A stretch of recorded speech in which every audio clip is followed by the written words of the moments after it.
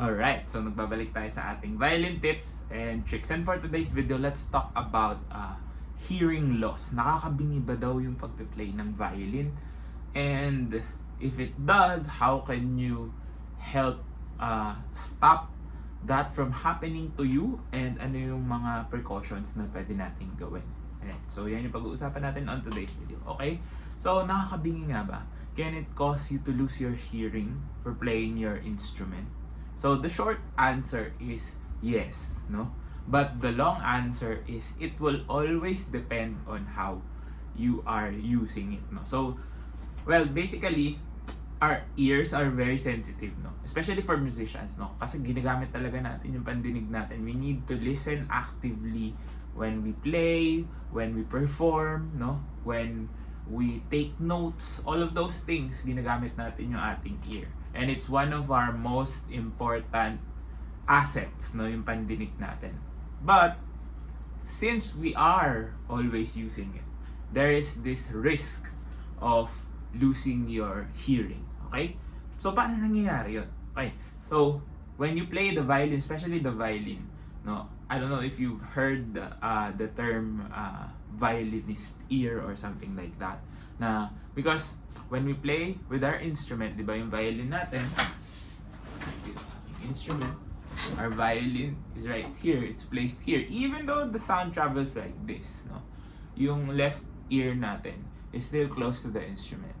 And sometimes, no, especially when we overdo things, minsan napapalakas talaga yung pag-play natin, or minsan pag bago yung instrument and then malakas talaga siya, it affects our hearing, no? Not necessarily to the point na mabibingi ka talaga, but it would gradually degrade your hearing, especially for your left ear, no? Studies show this, no?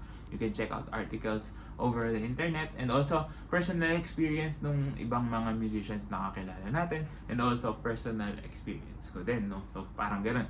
Sometimes it causes you to have tinnitus, no? Yung nag-ring yung left side ng ear natin, because if you're playing high-pitched notes, no, matataas na nota, those frequencies actually affect your hearing, pretty much degrades the sounds na maririnig mo, no? So ako personally, no, I take hearing tests and like that. So I'm around 28, but my hearing is about the age of 32, parang ganun, parang 4 years na mas matanda yung hearing ko.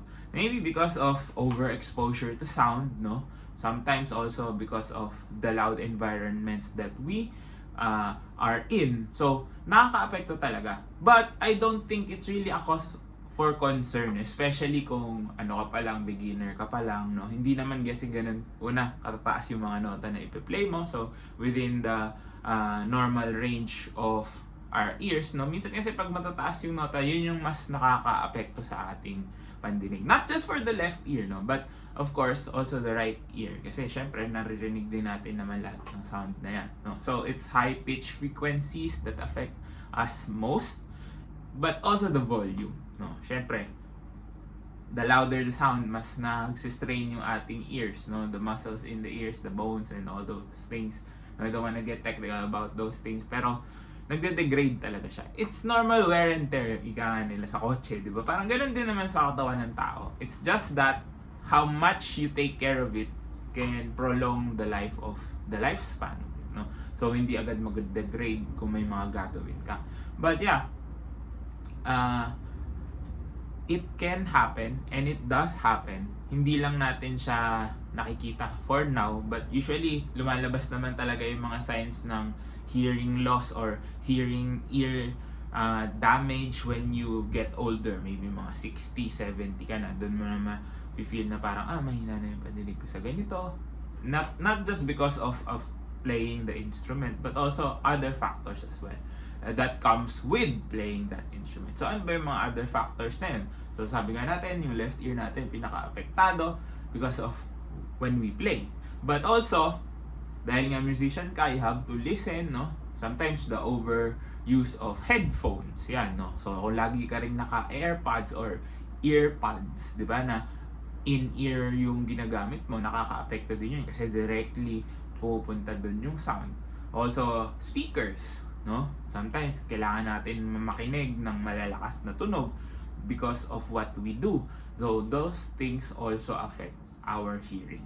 So, marami talagang factors, but yeah, it will greatly depend on what you do with your instrument. Pero yun nga, I don't think na totally mabibingi ka naman. But, nakakabingi in a sense, no? So, nagde-degrade yung ating hearing in the long run. So, I think naman sa lahat naman talaga ng risk involved in playing musical instruments, it's always about overuse, no? It's not, yung one time, big time na mapipilayan ka or something like that, no? Hindi ka tulad sa sports, di ba? Sabi nga natin, music and sports are essentially the same. It's just that we're using smaller muscles, we're doing more repetitions with finer movements. Pero yung mga injuries na lumalabas sa atin, usually is caused by overuse, no? Na-abuse natin yung movements or yung mga parts ng body natin that we don't really think na okay lang yan, no? Sabi nga natin, di ba, yung mga injuries, ngalay lang yan, ngalay lang. Or minsan lang naman ako ma-expose sa malakas na tunog and it's going to be fine. But in the long run, it does take a toll on your body. So you have to find ways to protect yourself or to at least prolong the use of your ears, no? So, ano ba yung mga pwede mong gawin to protect your hearing? No? Okay, number one is you need to at least limit your exposure to loud environments. No? Kung hindi naman kailangan talaga, try not to be somewhere na very loud. Kasi masakit talaga sa tenga. Pag nakakarinig ka ng medyo malakas na speaker, no? Huwag ka doon magstay sa place na yun or move to a quieter place. No? So, it's about the decisions that you're making. Another thing is, of course, during performances, no, if you can and if it's possible, use ear protection. Mag earplugs ka. There are earplugs that are sort of passive lang siya. May naririnig ka pa rin, naririnig mo pa rin yung tunog ng iba, but it lessens the impact on your ear. So, may mga earplugs na ganun. Kasi akala nila pag earplugs yung pantulog lang, di ba, na wala ka talagang marinig. But there are earplugs designed for musicians, no? So, kung medyo lagi kang nasa loud environment, no, yung mga tinutugtugan mo, kahit nasabihin natin, hindi mo na-feel yung sobrang lakas niya, parang normal lang sa'yo. Pero sometimes, it does happen, no? Kailangan mo talagang magsuot ng earplugs. And also, limit mo yung use of your headphones, no? Siguro, I think, I'm not sure, no? Don't quote me on this. Parang dapat yung use natin sa kanya is around 2 hours. Tapos, magpapahinga na, gano'n. And also, volumes, no? Kung nakikinig ka ng music using headphones, huwag mo isasagad. No? It will drastically impair your hearing in the long run. So, you have to protect your asset. Kailangan mo yan, di ba? Hindi naman pwedeng gamit ka lang ng gamit, hindi mo mini-maintain, no? So, also have it check kung meron ka nang nararamdaman ng mga discomfort, pain, all of those things. Minsan kasi, yung sakit ng ulo natin, coming from the ears pala, may mga times na gano'n. Sometimes, nagkakaroon tayo ng mga infection, no? Because of how we use our body. And, yeah, it's just normal wear and tear. Kailangan talaga, di ba? Kung kotse mo nga, pinapamaintain mo, dapat sarili mo din. You have to take care of your ears, you have to take care of your body, no? Pero yeah, in the long run nga, it does take a toll.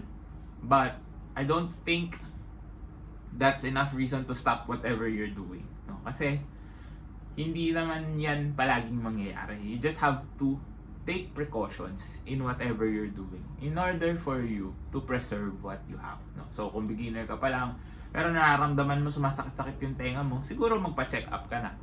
Just to be sure. And then, also ask what precautions you can take para nga maiwasan mo yun. Baka mamaya sa posture mo din, nakaka-apekto din kasi yun na nakaganito ka na when you're using your instrument. Siyempre, kailangan tama yung posture natin, tama yung the way we do things para maiwasan natin yung mga unnecessary injuries or whatever struggles that we might have. Ayan. So, sana nakatulong tong video na to. If it did, please do drop a like, comment down below more content you'd like to see. And of course, subscribe to my YouTube channel, follow me on all my socials, all the links you need. And down in the description box below, this has been Ryan Monakil for Violin Tips and Tricks, and I'll see you on the next video.